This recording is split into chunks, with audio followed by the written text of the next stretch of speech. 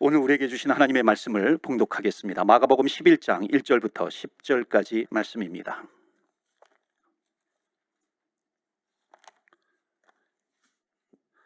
마가복음 11장 1절부터 10절까지 말씀입니다. 신약성경 73페이지 찾으셨으면 우리 함께 다 같이 합독하겠습니다.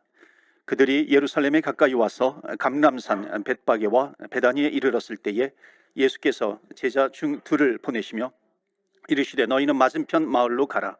그리로 들어가면 곧 아직 아무도 타보지 않은 나귀 새끼가 매어 있는 것을 보리니 오라.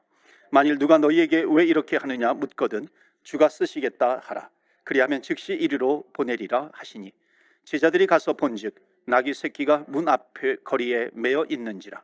그것을 푸니 거기 서 있는 사람 중 어떤 이들이 이르되 나귀 새끼를 풀어 무엇 하려느냐 하매 제자들이 예수께서 이르신 대로 말한데 이에 허락하는지라.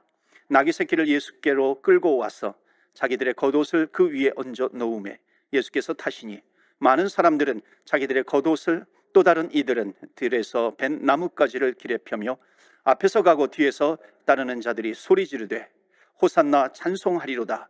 주의 이름으로 오시는 이여 찬송하리로다. 오는 우리 조상 다윗의 나라여 가장 높은 곳에서 호산나 하더라. 아멘. 10절까지 말씀을 읽었습니다. 오늘도 하나님의 말씀으로 은혜 받으시고 새 힘을 얻으시고 또 승리하시는 저와 여러분 되시기를 주의 이름으로 축복합니다. 아멘. 오늘은 종려 주일입니다. 설교의 제목은 호산나 찬송하리로다 라고 하는 제목으로 말씀을 전하고요. 다음은 부활주일입니다. 부활을 제목으로 해서 말씀을 전하고 그 다음에 이제 그 다음 주 또 야고보서 시리즈를 가지고 계속해서 야고보서 말씀을 전하도록 하겠습니다. 오늘 사무 찬양인데 특별 찬양 정말 감사드립니다. 듀엣의 찬양, 피아노까지 하면은 트리오죠. 트리오 찬양이 정말 은혜가 됩니다. 주님께서 마치 이렇게 다가오셔서 십자가를 지시는 듯한 그 십자가의 길을 걸어가시고 또 십자가에서 그 당하신 고통, 고난, 아픔 그것이 느껴지는 듯한 그런 귀한 찬양이었습니다.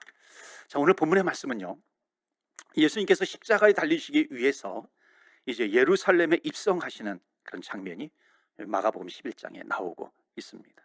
자, 예수님이 십자가에 달리실 것을 모르는 대부분의 군중들이 있죠. 대부분의 사람들, 그 사람들이 종려나무 가지를 흔들면서 찬송, 찬양을 하고 있는 겁니다. 여러분, 종려나무는 뭐냐면은 그 팔레스타인 지역에 아주 큰 나무입니다. 30m 정도로 이렇게 쭉쭉 뻗은 큰 나무들도 있습니다. 팔레스타인 지역에서 가장 아름다운 나무에 속하는 나무, 종려나무예요. 그리고 그 가지를 흔드는 겁니다. 여러분, 이것은 그 당시의 문화였어요. 그래서 어떤 정복자라든지 위대한 왕, 위대한 정복자가 지나가게 되면은요, 이 겉옷을 펼치기도 하고 그러면서 이 종려나무 가지를 흔들면서 이렇게 찬양을 하는 겁니다. 당신은 위대한 왕입니다. 당신은 위대한 정복자입니다.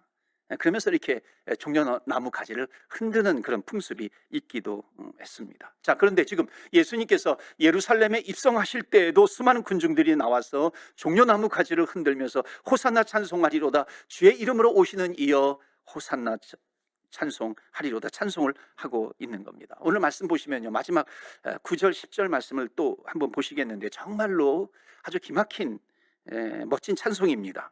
9절 보실까요? 앞에서 가고 뒤에서 따르는 자들이 소리 지르되 호산나 찬송하리로다. 주의 이름으로 오시는 이여.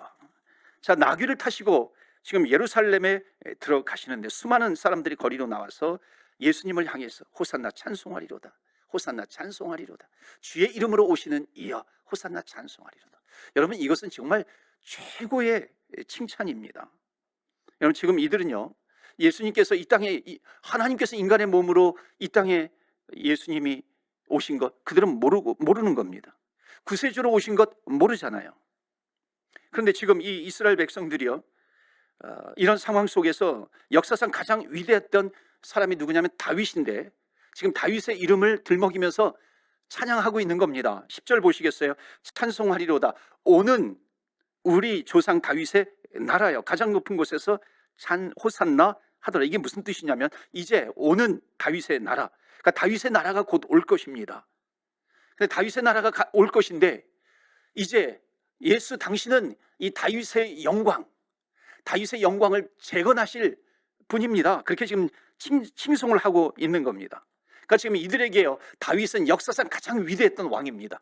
근데 지금 예수께서 나귀를 타시고 예루살렘 성에 들어가시는데 그때 이 종려나무 가지를 흔들면서 찬송한다는 것은 뭐냐면 당신은 정말 위대한 왕이었던 다윗과 같은 분입니다.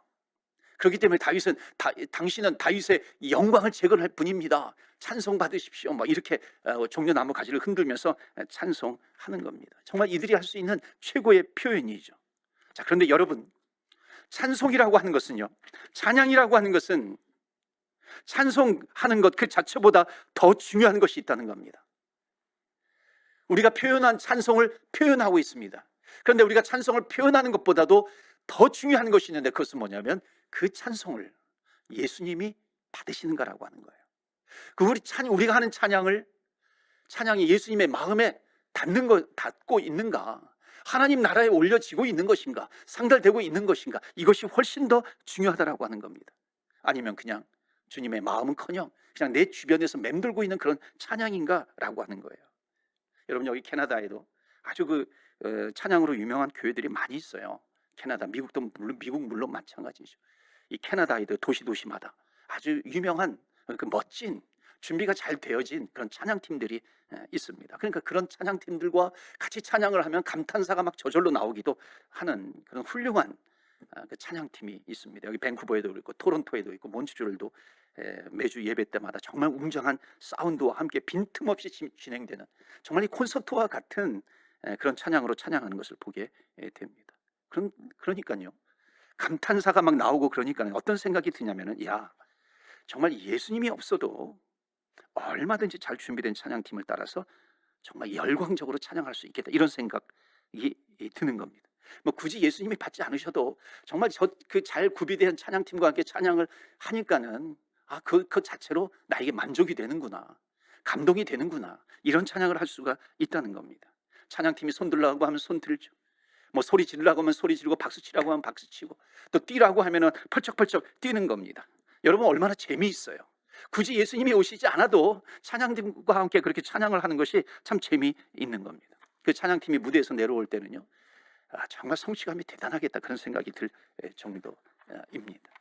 정말 훌륭한 찬양팀을 보고 있노라면 예수님이 오시지 않아도 뭐 억울할 것도 없을 것 같아요. 왜냐하면 내 만족을 느끼고 있기 때문에, 만족감이 있기 때문에 그런 거죠. 그럴 정도로 너무나도 훌륭한 찬양팀이 있다는 겁니다.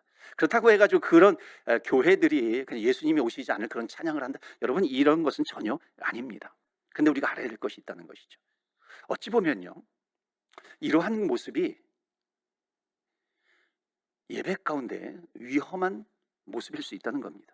위험한 예배의 유혹이 될 수 있다는 것입니다.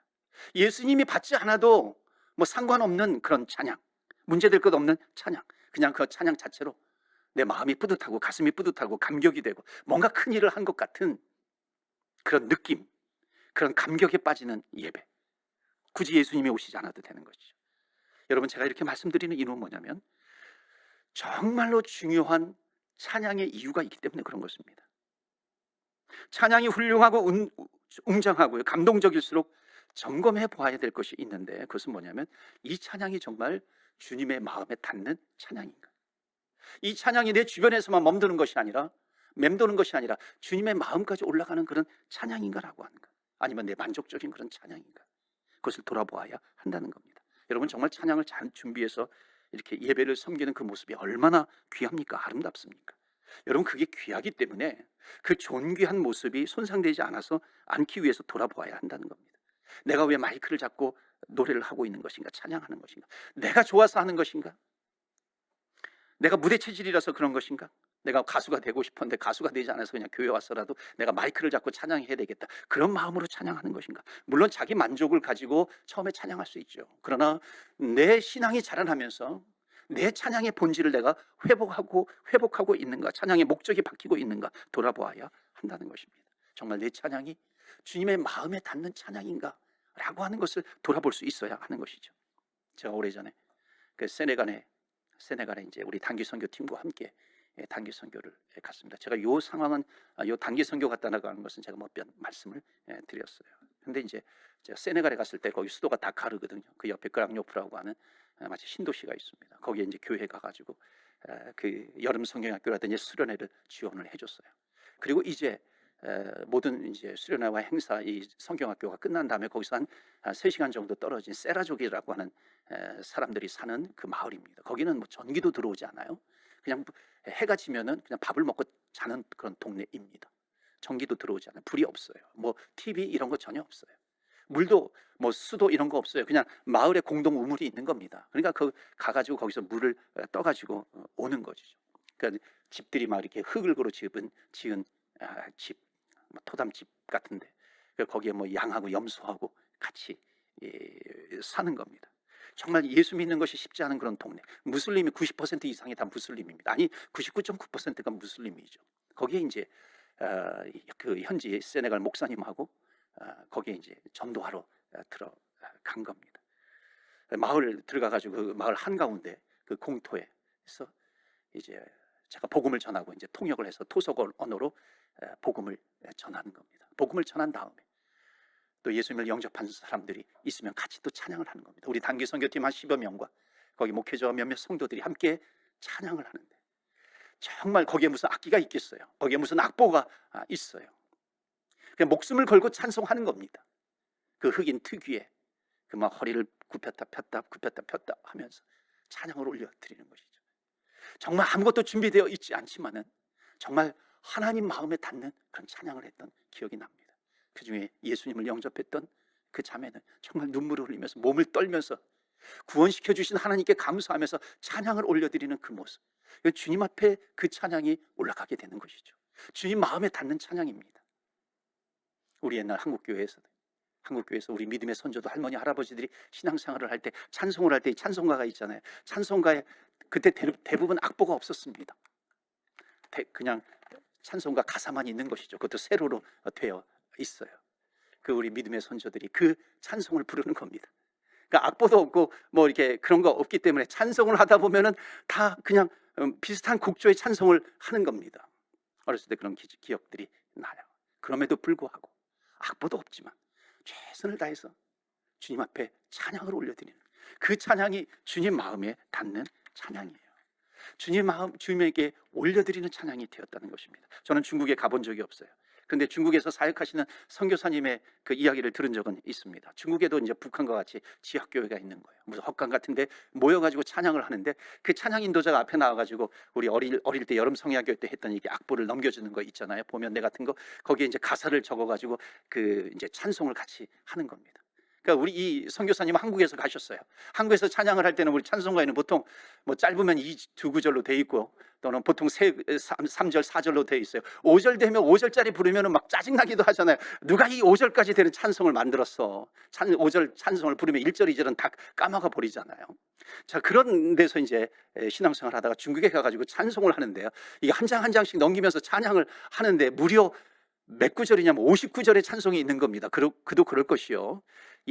그들의 찬송은 마치 이제 성경의 내용을 그냥 찬송가로 만들어 버린 겁니다. 그러니까 뭐 성경이 없어도 찬송을 하면서 성경 말씀들을 줄줄줄줄 이렇게 외우고 암송하면서 찬양을 하는 거죠. 근데 1절, 2절, 3절 여러분 보통 이인하신 구세주여 찬송을 하면은 한 절 부르는데 1분 정도 걸릴까요?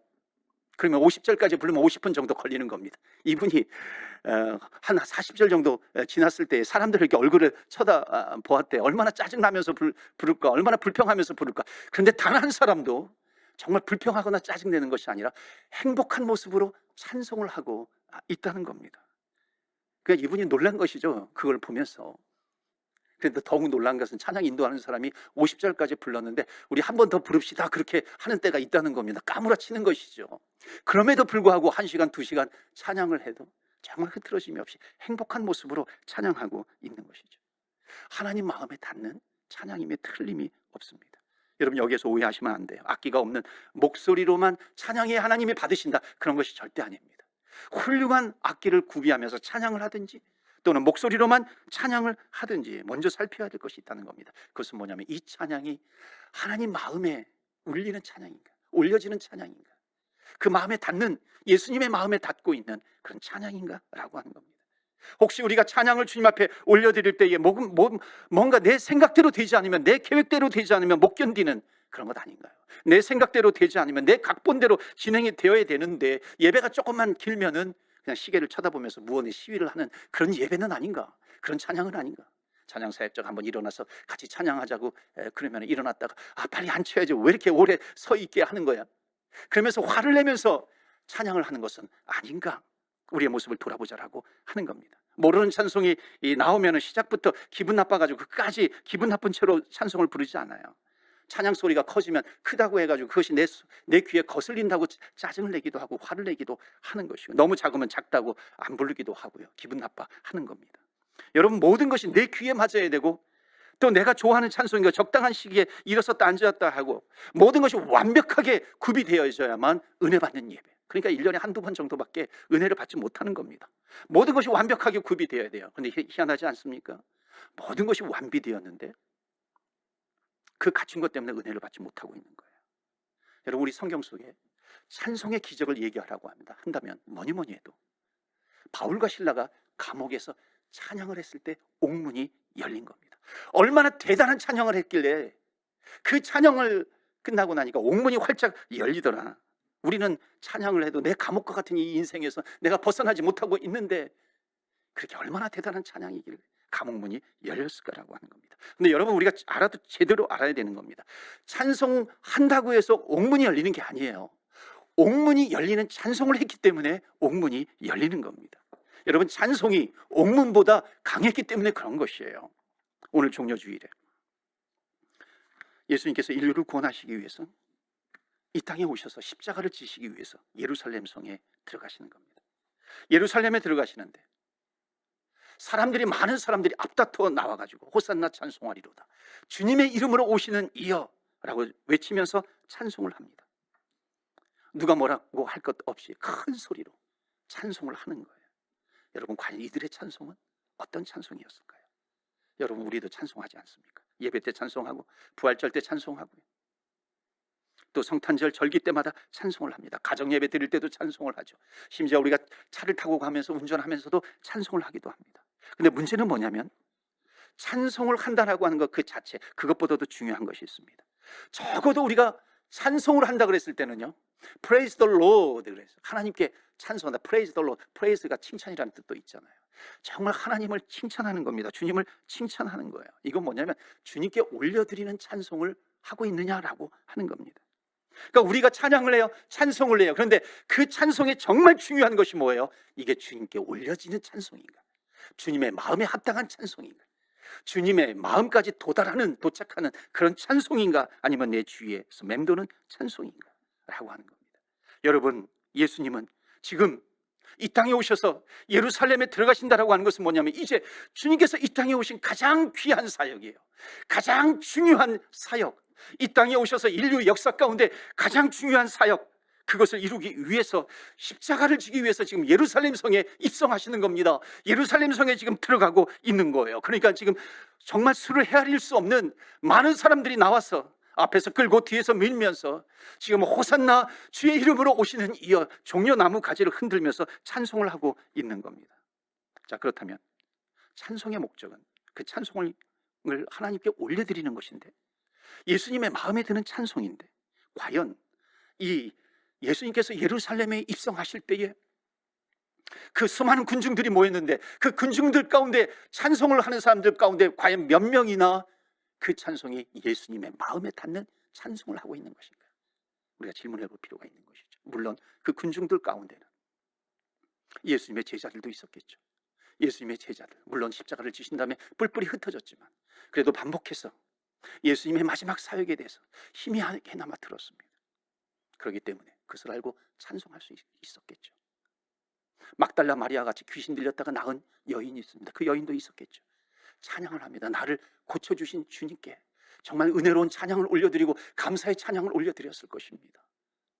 예수님으로부터 많은 치유를 받았는데 그 예루살렘 근처에 사는 사람들, 예수님께서 이제 예루살렘 성에 입성하시는데 그 은혜로운 찬양, 감사의 찬양, 하나님 주님 마음에 닿는 그런 찬양을 올려드렸을 것입니다. 죽었다가 살아난 나사로도 있었을 거예요. 그의 누이들 마리아와 마르다도 있었을 겁니다. 은혜로운 찬송을 했겠죠. 하나님 마음, 주님의 마음에 닿는 찬송을 했을 것입니다. 그런데 정말 많은 사람들 호산나 호산나 찬송을 하면서 그 많은 군중들이 과연 주님의 마음에 닿는 그런 찬송을 하고 있었을 것인가? 아니에요. 이들의 호산나 찬송은 그 주님의 귀에 들리지 않는 찬송이었다는 것입니다. 왜 그럴까요? 이들의 찬양은 자기 자신의 목적 성취만을 위한 찬양이었기 때문에 그런 거예요. 한번 보실까요? 정말 저분은 능력이 많은 사람인데, 저 지금 예루살렘 성에 들어가는 저 사람은 이제 이 땅에 와서 정말 많은 기적도 베풀었는데, 이제 예루살렘에 가서 그 큰 기적을 베풀어서 우리를 압제하고 있는 로마를 다 물리치고 기득권자를 다 물리치고 이제 왕으로 등극하게 될 터인데, 원수들을 다 물리칠 터인데, 이제 그때 저 사람은 나를 위해서 뭔가 해줄 거야. 이제 저 사람의 나라가 올 터인데 나도 그 가운데 나도 한 자리를 차지해야지. 왜? 내가 그렇게 많이 저 사람을 쫓아다녔는데, 따라다녔는데. 이들이 지금 예수를 향해서 외치고 있는 이 찬양은요, 각각 자기의 만족을 위해서, 자기의 목적을 위해서, 자기의 야망을 위해서, 욕심을 위해서 지금 찬양하고 있는 거예요. 그러니까 그 찬양이 지금 예수님의 마음에 닿고 있는 찬양이 아니라고 하는 겁니다. 자기의 만족을 위해서, 자기의 목적을 위해서 호산나 주의 이름으로 오시는 이여, 호산나 다윗의 자손이여, 호산나 다윗의 그 영광을 다시 이루실 그 왕이시여 하면서 찬양하고 있는 찬양은요, 그 입술로는 찬양한 듯이 보이지만은 자기 만족을 위한, 자기 야망을 위한 그런 찬양이었다는 겁니다. 그러니까 주님의 귀에 들리지 않는 찬양이죠. 왜 그런지 아십니까? 이들은요, 이제 5일 후에 이들이 주님을 향해서 찬양했던 이 찬양이 나중에 저주로 바뀌어요. 나중에 욕으로 바뀌는 겁니다. 이렇게 정말 찬양했던 이 사람들이 예수님께서 왕이 아니라 정말 무능력하게 십자가에 못 박혀 죽어버리니까는 5일 만에 욕으로 바뀌면서 저를 십자가에 못 박아버려라, 저를 십자가에 못 박아버려라. 그 찬송했던 이 사람들이 저주하는, 욕으로 바뀌는 그런 입술을 가진 군중으로 바뀌었다는 겁니다. 아주 무서운 군중이에요. 싸나운 군중으로 바뀌어버린 것입니다. 여러분, 찬송을 왜 하나요? 우리가 찬송을 하는 이유가 무엇인가요? 여러분, 그렇지 않습니까? 단지 주님이시기 때문에. You are my Lord, You are my Savior. 나를 구원해 주셨기 때문에. 여러분, 이것이 다 아니겠어요? 이것이면 되는 거죠. 예수님을 찬송하는 겁니다. 여기 이민교회 찬양 사역자로 섬기는 분의 이 찬양에 관한 관증을 듣고 얼마나 은혜가 되었는지요, 얼마나 감동이 되든지요. 이 미주 지역에서 이제 찬양 사역으로 섬기는 분입니다. 이분이 어렸을 때 엄마가 어린 자기를 버려두고 도망갔어요. 중학교 때 아버지와 단둘이서 이민을 온 겁니다. 혼자 있을 때 기타를 치면서 얼마나 외로웠겠어요. 기타를 치면서 그 외로움을 달래는 것입니다. 나중에 교회에서 찬양 인도를 하게 되었어요. 그러면서 이분이 하나님을 만나면서 찬양을 하면서, 찬양 인도를 하면서 그분의 기도 제목은 딱 하나예요. 하나님, 내가 열심히 찬양해드릴 테니까, 찬양 인도할 테니까 우리 어머니 좀 만나게 해주세요. 정말 목이 터져라 찬양을 한 거예요. 그리고 결국 자기를 버렸던 어머니를 만났어요. 근데 만나자마자 그 앞에서 불치병으로 자기 눈앞에서 돌아가신 거예요. 순간 분노가 막 치밀어 오르더래요. 내가 이렇게 찬양하는 가운데 내 기도조차 응답해 주시지 않는 그 하나님, 내가 뭐하러 찬양을 해? 내가 찬양할 필요가 뭐가 있을까? 고민하고 방황을 하게 된 거예요. 근데 하나님의 은혜로 자기를 돌아보게 된 거예요. 내가 왜 찬양을 하는 것인가? 찬양을 하는 이유가 무엇인가? 그것을 고민하게 되고 다시 한번 생각하게 된 겁니다. 그러면서 내가 이런 상황 가운데서도 내가 찬양할 수 있을까? 내가 이런 상황 가운데서도 내가 찬양할 필요가 있을 것인가? 내가 찬양해야 하는 것인가? 그런데 내가 정말로 찬양하는 사람이라고 한다면 어떤 상황 가운데서도 내가 하나님께 찬양해야 되지 않을 것인가? 비록 기도 응답이 되지 않는다 할지라도 그럼에도 불구하고 하나님은 정말 신실하신 분이라고 내가 찬양해야 되지 않을 것인가? 이런 생각이 들기 시작하니까요, 자기 마음에 있었던 원망, 분노 이런 것이 하나씩 사라지더라는 겁니다. 그래서 여러분, 찬양에는요 정말 눈물이 있어요. 찬양을 하면, 그 주님의 마음에 닿는 찬양을 하면 눈물이 있는 찬양이 되는 거예요. 비록 내가 고통을 통과하면서 기도 응답이 되지 않는다 할지라도 그 크신 하나님을 찬양할 때 힘이 있어요. 왜 그런 줄 아세요? 내가 당하고 있는 어떤 고난과 고통과 시련보다도 더 크신 분이 누구예요? 하나님이세요. 그 하나님 자체를 찬양하는 거예요. 그 찬양에 힘이 있다는 것입니다. 여러분, 찬송은 내 만족을 위해서 찬송하는 게 아닙니다. 내 야망을 위해서, 내 목적을 따내기 위해서 부르는 찬양이 아닌 거죠. 단지 그분이 하나님이시기 때문에, 나의 구세주이시기 때문에, 내 주님이시기 때문에 찬양하는 것입니다. 여러분, 이 백성들은요, 이 군중들은 호산나 주의 이름으로 오시는 이여 찬송을 했지만은 자기의 만족을 이루지 못하니까, 자기의 목적을 이루지 못하니까 5일 만에 예수님을 십자가에 못 박으라고 저주의 목소리로 바뀌는 그런 찬송이 되어서는 안 된다는 것입니다. 여러분, 바울과 실라가 감옥에서 찬송을 할 때, 여러분, 찬송의 능력이 감옥 문의 그 힘보다도 강하기 때문에 여러분, 그 감옥 문이 열린 겁니다. 그러면 여러분, 왜 찬송의 능력이 옥문의 능력보다도 강한 것이에요? 옥문이 왜 스스로 열린 것입니다? 그 목적이 감옥 문을 열기 위한 찬양이 아니라, 내가 감옥에 있는들 어떠랴, 내가 감옥 밖에 있으면 어떻고, 내가 정말 가난한 데 살고 있으면 어떻고, 내가 왕궁에 살고 있으면 어떤가, 어떤 상황 가운데서도 나의 왕 대신 예수 그리스도를 내가 찬양하리라, 찬송하리라, 찬양하리라. 그 찬양이 주님의 마음에 닿은 겁니다. 주님께서 그 옥문을 열어주신 것이죠. 하나님이 감동을 하셨는데 그 옥문을 안 열어주시겠습니까? 우리는 비록 실제로 감옥에 갇혀 있지 않지만 정말 내 어깨를 짓누르는 정말 무거운 짐이 있습니다. 그러나 그런 무거운 짐이 있다 할지라도 그 무거운 짐보다도 더 크신, 더 위대하신 하나님을 찬송할 때에 하나님께서 우리의 무거운 짐을 열어주시는, 다 없애주시는 겁니다. 우리의 무거운 짐을 다 내려놓게 하시고 주님께서 대신 져주시면서 우리의 짐을 가볍게 해주시는 예수 그리스도, 그게 찬송의 힘인 것이죠. 여러분, 어떤 상황 가운데서도 주님 마음에 닿는, 주님께 올려드리는 찬양을 하시는 저와 여러분 되시기를 주의 이름으로 축복합니다. 아멘. 자, 두 번째로요, 7절 8절 보겠습니다. 오늘 본문의 말씀 7절 보시면, 나귀 새끼를 예수께로 끌고 와서 자기의 겉옷을 그 위에 얹어 놓음에 예수께서 타시니 많은 사람들은 자기들의 겉옷을, 또 다른 이들은 들에서 벤 나뭇가지를 길에 펴며, 군중들이 겉옷을 벗어서 예수님 가는 길에 펴 놓은 거예요. 여러분, 이스라엘 백성들이 그 겉옷을 펴 놓는 거는요, 그 당시에 문화라고 제가 말씀을 드렸죠. 여러분, 그 왕이 행차를 할 때 자기의 겉옷을 펴서 그 앞에다 놓고 그 자기의 겉옷을 밟고 지나간다라고 하는 것에 큰 의미가 있어요. 그것은 뭐냐면, You are my Lord, my curious. 당신은 나의 주님이십니다. 나의 주인이시고 나는 당신의 servant, 나는 당신의 종입니다. 나를 밟고 지나가소서. 그런 의미가 여기에 담겨져 있는 거예요. 이스라엘 백성들에게 이 겉옷이라고 하는 것은요, 굉장히 소중한 겁니다. 이 겉옷은 어찌 보면은 자기 존재 자체입니다. 지금이야 뭐 그냥 기계로 여러 똑같은 옷들을 만들어내지만 이때는 다 핸드메이드예요. 그리고 자기가 가지고 있는 이 겉옷은 한두 벌밖에 없고요, 이것은 자기 재산이기도 합니다. 밤에는 또 이 일교차가 크기 때문에 이 겉옷이 없으면 그냥 얼어 죽을 수도 있어요. 그렇기 때문에 그 겉옷이 자기의 또 이불이 되는 것이고요, 이게 자기의 재산이기 때문에 돈이 없을 때 전당포에 가가지고 자기 겉옷을 맡기고서 또 돈을 빌릴 수도 있고요, 또 이 전당포 주인은요, 해가 지기 전에 그것을 또 주인에게 돌려줘야 돼. 그럴 정도로 아주 중요한 생필품이 바로 이 겉옷입니다. 자, 지금 이스라엘 백성들은 예수님께서 예루살렘 성에 입성하시는데 지금 자기들의 겉옷을 펴서 지금 깔아드린 겁니다. 자, 그러면 겉옷을 깐 이 백성들의, 이 군중들의 본 마음은 무엇일까요? 여러분, 이거예요. 내가 지금 당신 예수님 지금 예루살렘 성에 입성하는데 내가 겉옷을 갈아드립니다. 하나밖에 없는 이 겉옷은 나에게 너무나도 소중한 거예요. 나에게 너무나도 중요한 것인데 이것을 갈아드립니다. 이것을 밟고 지나가소서.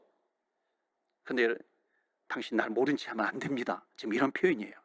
나를 만족하게 해주셔야 됩니다. 당신은 분명히 왕이 될 터인데 그때 왕이 되면은 나에게 한 자리를 주셔야 됩니다. 왜냐하면 내가 그렇게 당신을 쫓아다녔는데 그거 안 주시면 나는 실망할 거예요. 지금 그런 겁니다. 그래서 여러분이, 예수님이 자기의 겉옷을 밟고 지나가셨어요. 그런데 5일이 지났는데 왕이 되기는커녕 무능력하게 조롱을 당하면서 십자가에 못 박혀 죽으신 그 예수님을 보면서요, 이들은 완전히 돌아서 버립니다. 여기 표현이 나와 있지 않지만요, 십자가에 못 박으라고 소리치는 이들의 모습을 보면은요, 자기의 겉옷을 깔았다가 자기의 겉옷을 다시 들고서 에이 재수 없어 침 뱉으면서 내가 괜히 헛일했네, 괜히 깔았네, 그러는 겁니다. 자기의 목적이 실현되지 않으니까는요, 찬송이 대번에 욕으로 바뀌는 이 군중들의 모습입니다.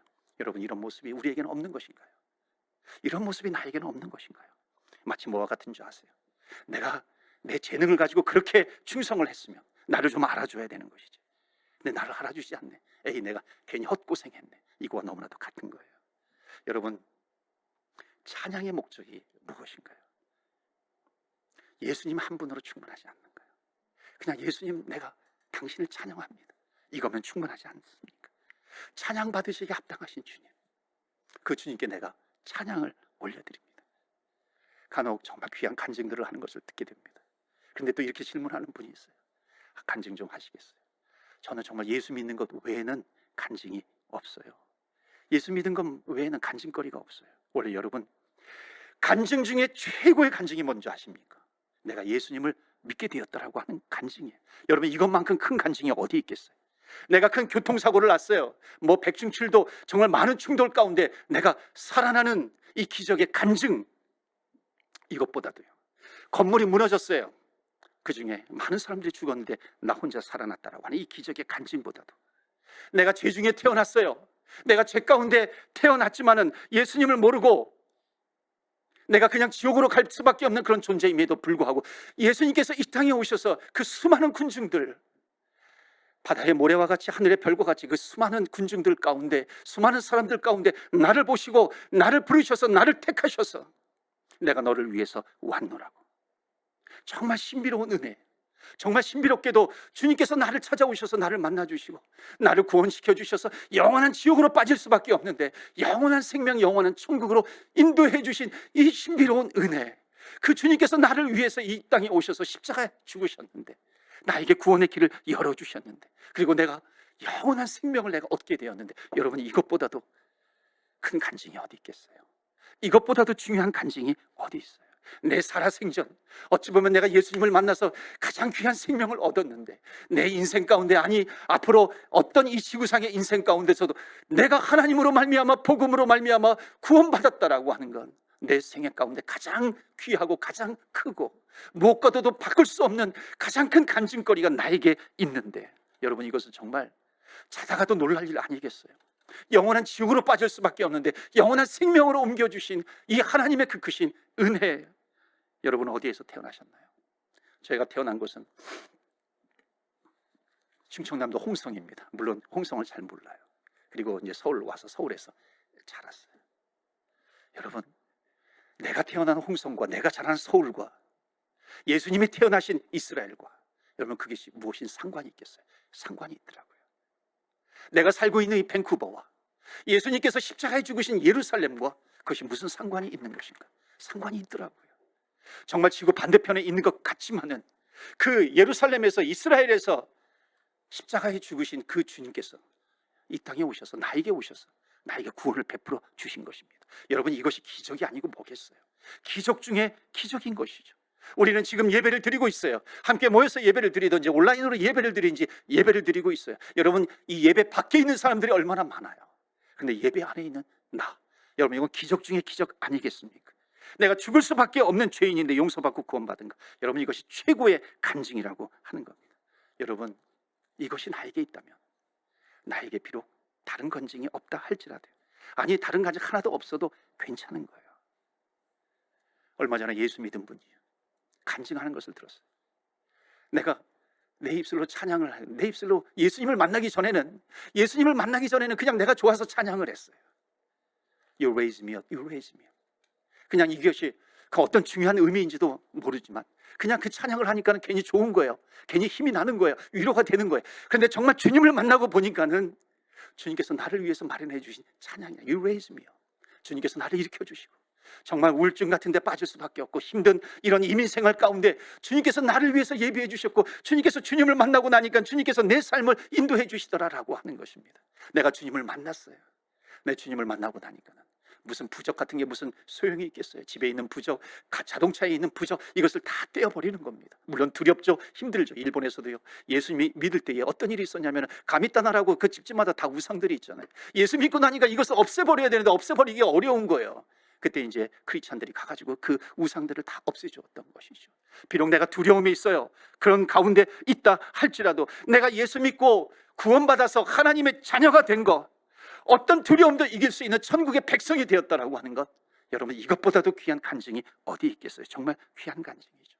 내가 죽었다가 살아난 것, 이것만큼 귀한 간증이 어디 있어요? 영원히 죽을 수밖에 없는데 영원히 살아난 하나님의 백성이 되었다는 것, 이것보다 귀한 간증이 없는 겁니다. 저는 여기 밴쿠버에 와가지고 로키 마운틴을 처음 이제 2년 전인가요 가봤어요. 정말 웅장웅장하게 너무 굉장해요. 그 로키 마운틴을 보니까요, 그 다음에 이 동네에 있는 산들 보니까 너무너무 시시하게 보이는 것입니다. 여러분, 정말로 구원의 감격을 체험한 사람, 주님께서 이 땅에 오셔서 나를 위해서 십자가에 죽으시고 보배로운 피를 흘려주시고 나에게 영원한 생명을 주신 그 구원의 감격을 체험한 사람은요, 비록 내가 10,000가지 기도 제목이 있는데 그 기도 제목이 응답되지 않는다 할지라도 나에게 가장 귀한 축복을 주셨기 때문에 그것으로 감사할 수 있다는 겁니다. 그래서 찬양 가운데 만입이 내게 있으면 그 입 다 가지고, 여러분, 10,000가지 기도 제목이 없다 할지라도, 그 응답이 없었다 할지라도 내가 10,000입이 있다, 10,000가지 입을 가지고 있어도 그 입을 가지고 오로지 주님을 찬양할 수 있는 것, 여러분, 그만큼 우리의 구원은 귀한 것이에요. 구원은 놀라운 것입니다. 여러분, 만입을 가지고 불평하는 입술, 불만을 원망하는 입술이 아니라 예수님 한 분만으로 족합니다. 내가 그 주님을 찬양합니다. 찬양하는 것이에요. 다윗은 들로 동굴로 피신하고 도망다니면서 가장 그 인생 가운데 고통이 깊었을 때에, 저주스러운 인생이었을 때에 그가 고백한 고백은 여호와는 나의 목자시니 내게 부족함이 없으리로다. 여호와는 나의 목자시니 내가 뭐가 더 필요하겠어? 지금 그 고백을 하고 있는 거예요. 여러분, 여호와가 나의 목자신데, 나의 구세주가 되시는데 뭐가 더 필요하겠습니까? 예수님께서 오셔서 나를 살려주셨으면 됐지, 뭐가 더 필요하겠어요? 예수님께서 나를 위해서 십자가에서 발가벗겨지셨는데 내가 겉옷 하나 벗어주는 것, 그것이 뭐가 대단하겠어요? 주님께서 이 땅에 오셔서 그 조롱을 받으셨는데 내가 애꿎은 소리 하나 듣는 것, 그것이 얼마나 대단해요. 얼마나 그것이 큰 거예요. 주님께서 나를 위해서 십자가에서 물과 피를 다 쏟으셨는데 내가 주님을 위해서 땀 한 번 흘리는 것, 여러분, 그것이 얼마나 큰 일이겠어요. 주님께서 나를 구원하시기 위해서 이 땅에 오셨는데, 아무 조건 없이 나를 위해서 이 땅에 오셔서 십자가에 죽으셨는데 내가 주님 앞에 찬양을 올려드리는 것, 여러분, 여기에 무슨 목적이 있겠어요? 여기에 나의 무슨 야망이 있겠어요? 나를 구원해 주신 주님을 찬양하는 것 아니겠습니까? 어떤 감옥 같은 인생, 고난이 깊다 할지라도, 그 무거운 짐이 내 어깨를 짓누르고 있다 할지라도, 사방으로 우겨쌈을 당한다 할지라도 기억하세요. 우리의 찬양을 받으실 하나님을 향한 그 하늘은요, 활짝 열려 있어요. 그렇기 때문에 우리가 찬양을 할 때 주님 한 분으로 족합니다. 주님, 내가 주님 앞에 찬양을 올려드립니다. 고백을 할 때 어두움이 환한 빛으로 변하게 될 것이고, 지옥 같은 인생을 천국으로 바꿔주실 주님이십니다. 여러분, 그 주님을 붙드시고 어떤 환경 가운데서도 찬양을 잃어버리지 마시고 찬송하면서 승리하시는 저와 여러분 되시기를 주의 이름으로 축복합니다. 아멘. 우리 시간에 같이 기도합니다. 말씀을 붙들고 기도합니다. 우리 종려주일, 이 땅에 우리를 구원하시기 위해서 이 땅에 오셔서 모든 조롱을 다 받으시고 오직 나를 구원하시기 위해서 십자가에 죽으신 주님, 채찍질 당하시고 침뱉음을 당하시고 우리를 위해서 물과 피를 다 쏟으신 주님이십니다. 여러분, 우리가 그 주님을 찬양하는 거예요. 다른 어떤 조건이 필요하겠습니까? 나를 구원해 주셨는데, 내 일생 일대 가장 큰 역사, 큰 간증을 우리에게 주셨습니다. 혹시 내가 그것 외에 다른 것 때문에 원망하고 불평하고 있다면 오늘 회개하면서 나가는 겁니다. 하나님, 내가 주님 한 분으로 만족합니다. 주님을 찬양합니다. 주님 자체를 찬양하겠습니다. 주님께 올려드리는 찬양을 하기를 원합니다. 내 인생이 주님을 향한 찬양이 되기를 원합니다. 호산나, 주의 이름으로 오시는 이여, 정말 나를 위해서 오신 주님, 내가 그 주님을 찬양합니다. 여호와는 나의 목자시니. 여러분, 내가 뭐 다른 것이 필요 있겠습니까? 주님께서 나를 위해서 그렇게 죽어주셨는데 이 시간에 내가 주님 한 분으로 만족합니다. 그까지 주님을 찬송합니다. 어떤 환경 가운데서도, 지옥 같은 환경 가운데서도 나를, 내 인생을 천국으로 인도해 주셨는데 내가 그 환경 속에서도 주님을 찬송합니다. 우리 함께 기도하겠습니다. 주여,